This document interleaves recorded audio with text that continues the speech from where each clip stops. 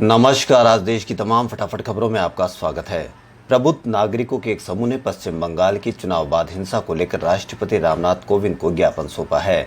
ज्ञापन में हिंसा की जांच के लिए सुप्रीम कोर्ट के रिटायर्ड जज की निगरानी में एक विशेष जांच दल बनाने की मांग की गई है, ताकि निष्पक्ष जांच हो सके और तुरंत न्याय मिल सके।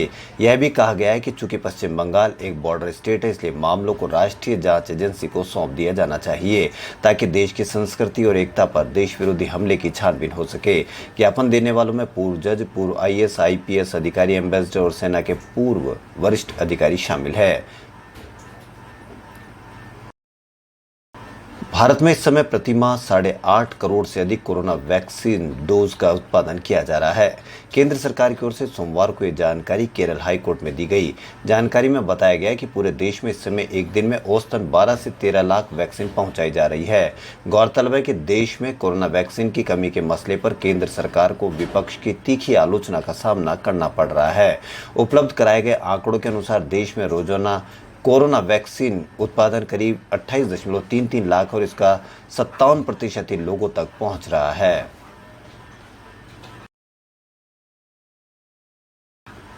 दिल्ली के उप मुख्यमंत्री मनीष सिसोदिया ने कोरोना वैक्सीन की आपूर्ति के मामले केंद्र सरकार पर निशाना साधा है। सिसोदिया ने सोमवार को एक डिजिटल प्रेस कॉन्फ्रेंस में कहा कि केंद्र सरकार की बद इंतजामी की वजह से युवाओं के लिए बनाए गए सभी टीकाकरण केंद्र बंद हो चुके हैं। उन्होंने कहा कि 45 साल से ऊपर के लोगों के लिए जो टीकाकरण केंद्र बनाए गए थे, वहां पर भी टीकाकरण केंद्र बंद हो गए हैं। अब केवल कोविशील्ड के टीकाकरण केंद्र चल रहे हैं। ये स्थिति केवल दिल्ली में ही नहीं, पूरे देश में है। वैक्सीन की बद इंतजामी का आलम यह है कि देश में कई जिलों में युवाओं के लिए टीकाकरण शुरू ही नहीं हुआ और जहां शुरू भी हुआ वहां बंद करना पड़ रहा है। वैक्सीन कहां गई, इसके लिए पूरी तरह से केंद्र सरकार जिम्मेदार है। दिल्ली हाईकोर्ट ने ड्रग कंट्रोलर को बीजेपी सांसद गौतम गंभीर द्वारा किए गए फेबी फ्लू दवाओं के वितरण से संबंधित मुद्दों पर जांच करने को कहा है। आम आदमी पार्टी के 2 विधायक भी जांच के दायरे में है। दिल्ली हाईकोर्ट ने कहा कि गंभीर अंतर्राष्ट्रीय खिलाड़ी हैं, नेता है, उन्होंने जरूरतमंद की मदद के लिए फेबी फ्लू जैसी दवाइयां लेकर बांटी होगी, लेकिन सवाल यह है कि क्या उनका यह तरीका सही था। जब उन दवाइयों की इतनी किल्लत चल रही हो तो हाईकोर्ट ने ड्रग कंट्रोलर को निर्देश दिया कि वे इस मामले में शामिल हर व्यक्ति की जिम्मेदारी तय करे और कार्रवाई करे। हाईकोर्ट ने कहा कि हम चाहते हैं कि डॉक्टर के पर्चे के हिसाब से जांच की जाए जिसमें दवा खरीदने की सिफारिश की गई है। ड्रग्स कंट्रोलर इस मामले को देखे और इसके अनुसार कार्रवाई करे।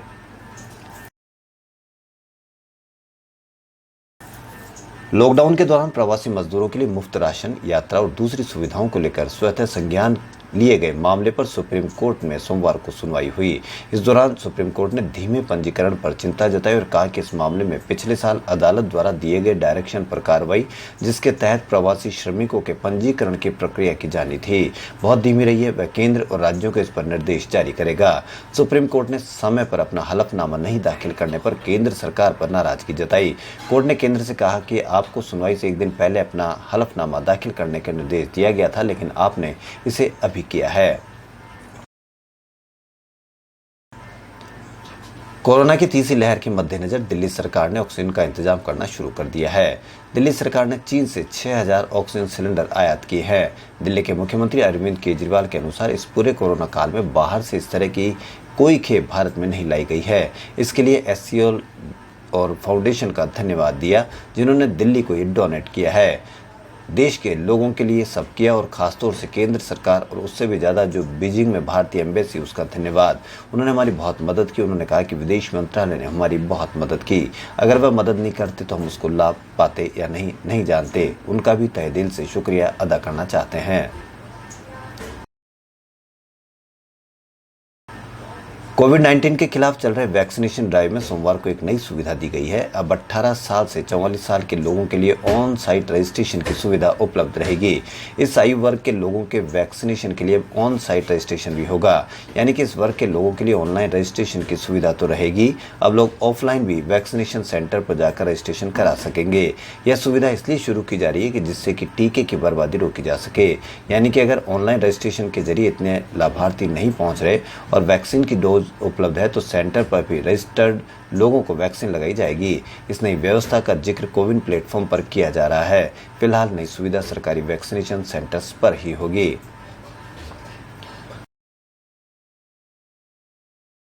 दिल्ली के मुख्यमंत्री अरविंद केजरीवाल ने सोमवार को जानकारी दी कि अमेरिकी वैक्सीन निर्माता कंपनियां फाइजर और मॉडर्ना ने दिल्ली को वैक्सीन देने से इनकार कर दिया और कहा कि वो को लेकर केंद्र सरकार से बात करेंगे। केजरीवाल ने बताया कि फाइजर और मॉडर्ना से हमारी बात हुई वैक्सीन खरीदने को लेकर, लेकिन उन्होंने कहा कि आपको नहीं देंगे, केंद्र सरकार से बात करेंगे। ऐसी ही बात पंजाब सरकार ने भी कही। पंजाब के वरिष्ठ आईएएस और कोविड वैक्सीनेशन के नोडल अफसर विकास गर्ग ने रविवार को बताया कि सरकार ने मॉडर्ना से वैक्सीन को लेकर संपर्क किया था, लेकिन कंपनी ने उनसे सीधे डील करने से इनकार कर दिया और कहा कि वो वैक्सीन को लेकर बस केंद्र से बात करती है। भाजपा और संघ के बीच दिल्ली में हुई हाई लेवल मीटिंग के बाद अब उत्तर प्रदेश में बड़े बदलाव के कयास लगाए जा रहे हैं। ऐसा इसलिए भी क्योंकि मीटिंग से पहले ही उत्तर प्रदेश में कोरोना के हालात को लेकर केंद्रीय मंत्री, यूपी सरकार के मंत्री और दूसरे नेता चिट्ठी लिख चुके हैं। अब कयास लग रहे हैं कि प्रधानमंत्री मोदी के करीबी और पूर्व आईएएस और मौजूदा एमएलसी ए के शर्मा को डिप्टी सीएम बनाया जा सकता है। इस चर्चा की वजह भी है पूर्वांचल और बनारस में शर्मा के कोविड मैनेजमेंट की मोदी ने खुद तारीफ की थी। सूत्रों के अनुसार बनारस और पूर्वांचल में मैनेजमेंट में शर्मा के सफल होने से मोदी खुश है और भाजपा और संघ की बैठक के बाद जल्द ही उत्तर प्रदेश सरकार में बड़े बदलाव देखने को मिल सकते हैं। उत्तर प्रदेश के मुरादाबाद जिले में मीट ट्रांसपोर्ट और बेचने का काम करने वाले एक मुस्लिम युवक के साथ कुछ लोगों के समूह ने मारपीट की। इस समूह का नेतृत्व कर रहा शख्स खुद को गोरक्षक बता रहा था। यूपी पुलिस ने पीड़ित के भाई की शिकायत के आधार पर मारपीट करने वालों के खिलाफ मामला दर्ज कर लिया है। हालांकि आरोपियों ने भी पीड़ित मोहम्मद शाकिर के खिलाफ काउंटर केस दर्ज करवाया है। काउंटर केस में जानवर की हत्या करने, संक्रमण फैलाने की संभावना वाला कार्य करना और कोविड लॉकडाउन दिशा निर्देशों का उल्लंघन से संबंधित आईपीसी की धाराओं को शामिल किया गया है। कोरोना वायरस के बीच तमिलनाडु की एक शादी चर्चा में आ गई है। यहाँ मदुरई के एक जोड़े ने बीच हवा में शादी की और मामला डीजीसी यानी Directorate General of Civil Aviation तक पहुंच गया है। दरअसल इस जोड़े ने अपनी शादी का वेन्यू एक चार्टेड प्लेन को चुना और मदुरई से बेंगलुरु तक के लिए पूरी चार्टेड फ्लाइट ही बुक करा दी। शादी का पूरा समारोह फ्लाइट में हुआ। फ्लाइट जोड़े के रिश्तेदार और मेहमानों से भरी हुई थी। मदुरई के airport director S Senthil vulvar ने बताया कि कल स्पाइस जेट की चार्टेड फ्लाइट मदुरई से बुक हुई थी। एयरपोर्ट अथॉरिटी के अधिकारियों को बीच हवा में शादी की कोई जानकारी नहीं थी। कोरोना संक्रमण ने पतंजलि संस्था को भी अपने चपेट में ले लिया। मीडिया सूत्रों के अनुसार संस्था के डेयरी कारोबार के सीईओ सुनील बंसल का कोरोना से निधन हो गया। मीडिया रिपोर्ट्स के अनुसार सुनील बंसल पिछले कुछ समय से सर्दी बुखार से पीड़ित थे। पिछले दिनों उनके फेफड़े में इन्फेक्शन ज्यादा होने से तबीयत और ज्यादा बिगड़ गई और उन्हें अस्पताल में भर्ती कराया गया। इलाज के दौरान उन्हें ब्रेन हेमरेज हुआ और 19 मई को उनका निधन हो गया।